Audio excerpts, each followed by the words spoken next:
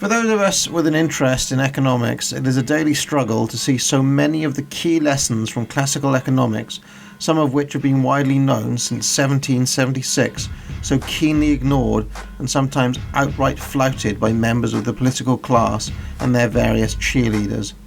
This is not necessarily a matter of left versus right, because it doesn't matter if you're Labour or Tory, Democrat or Republican, the economic facts don't change, and we see routine and persistent illiteracy on both sides. In this video, I'm going to do my bit to try to redress that balance by sharing 6 of the key lessons from classical economists. I want to do my best to equip anyone who sees this to tackle much of the nonsense they will see said on both sides of the political divide. It doesn't matter if it's Donald Trump, Nancy Pelosi, Bernie Sanders, Theresa May, Vince Cable or Jeremy Corbyn saying it. What matters is if they are thinking primarily for the best outcomes for the economy as a whole, or primarily in terms of what sounds good and accordingly what might win them votes from special interest groups. So let's begin. The first lesson comes from the man himself, Adam Smith. Wealth is not money, but a measure of the goods and services in the economy as a whole. What we call today the standard of living.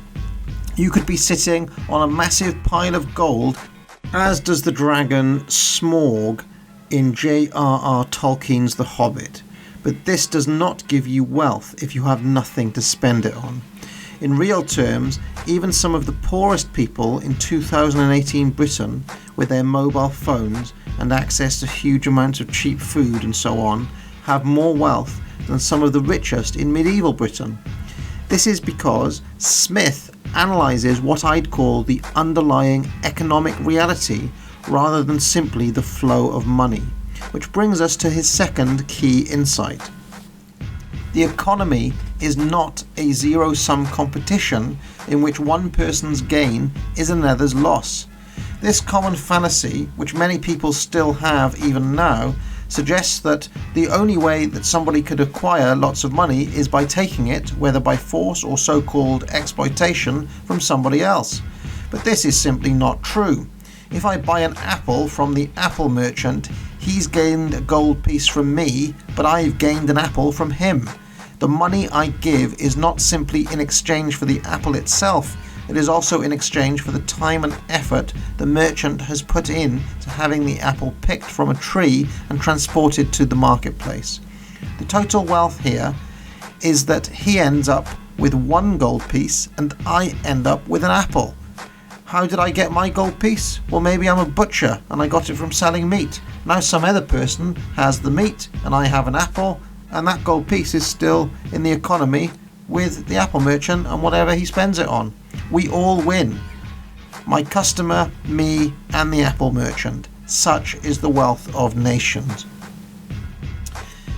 The third point is international trade is not a zero-sum game either, because comparative advantage leaves everyone better off in the long run. This is David Ricardo's famous insight.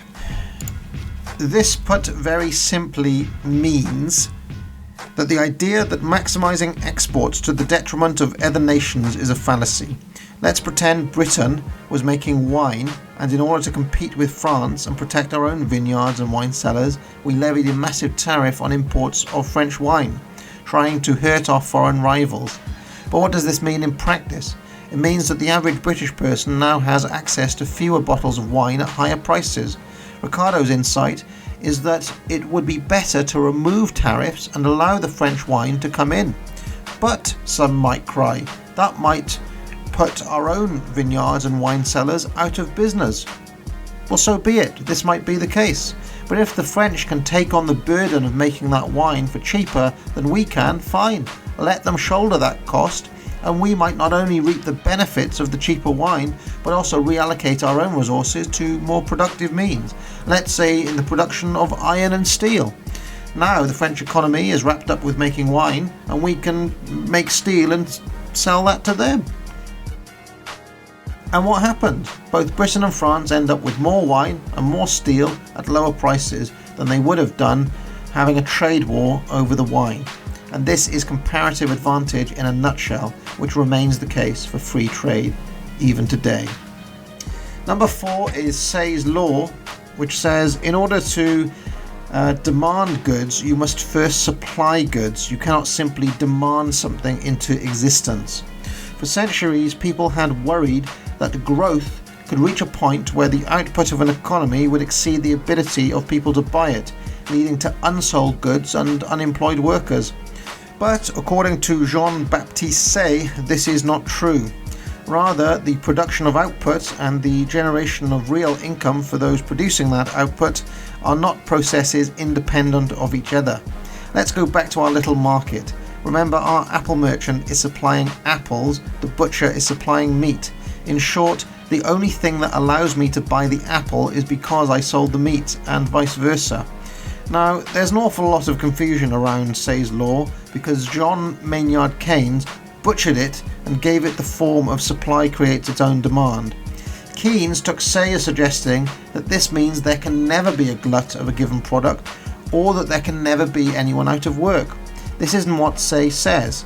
He says that there can never be a general glut, which means overproduction of all products, because if there's an overproduction of one good, that means that some other good isn't being made. Let's say I pack in the butchery business and become an apple seller too, and this creates a general glut in the apple market. It comes only at the expense of the meat market.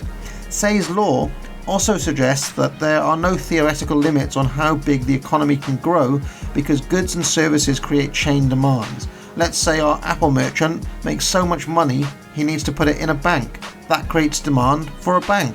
Let's say that in the winter he needs somewhere to store his many apples. That creates demand for a warehouse, and so on and so forth. There's no real limit to how big that chain can get, and this, in a nutshell, is Say's law. One of the most routinely misunderstood economic concepts, and buried in this is a 5th lesson from classical economics. Every part of the economy is connected to the whole of the economy, so small changes in one part will reverberate throughout the economy. Leon Walras. Now this comes from general equilibrium theory, which we need not worry ourselves with. What's important to grasp is what Henry Hazlitt calls the long-run effects of any intervention in any part of the economy. Virtually no economic transaction takes place in isolation. Here's an example from Thomas Sowell's Basic Economics. You can find this on page 613 of the 5th edition. If you put a cap on interest rates that can be charged on particular kinds of loans or on loans in general, this will likely reduce the total amount of loans that are made and change the mixture of people who can get loans, lower income people being particularly disqualified, as well as affecting the price of corporate bonds and the known reserves of natural resources, among other things. So even though to many capping interest rates that banks can charge on loans looks like taking an action that will only affect banks and lenders, in fact it affects the whole economy. This puts paid to the notion that you can create particular solutions to particular problems in economic affairs. A change in one place necessarily affects changes elsewhere, which is why you will often hear advocates of the free market talking about market distortions.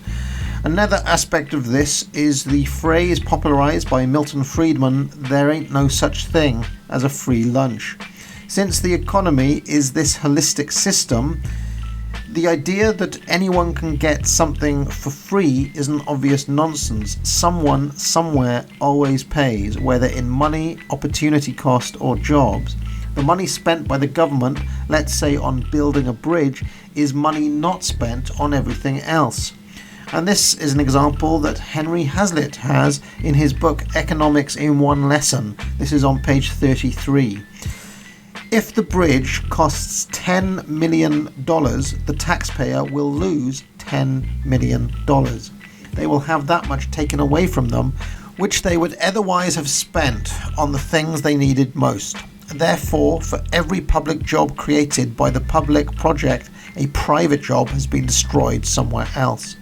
We can see the men employed on the bridge, we can watch them work, but there are other things we do not see because, alas, they have never been permitted to come into existence.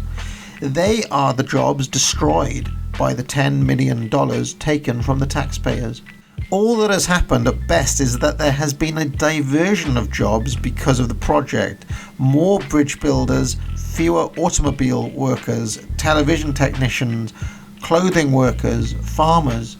We can see the bridge, but we cannot see the unbuilt homes, the unmade cars and washing machines, the unmade dresses and coats, perhaps the ungrown and unsold foodstuffs.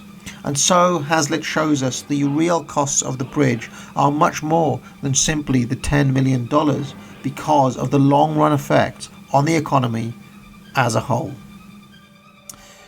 The sixth lesson is that of marginal utility, which is simply the charge that both the value and utility are entirely subjective. In older economic theories, a value was said to be determined entirely by the cost of production, that is, the total cost of labour plus the total capital investment. But this is not true.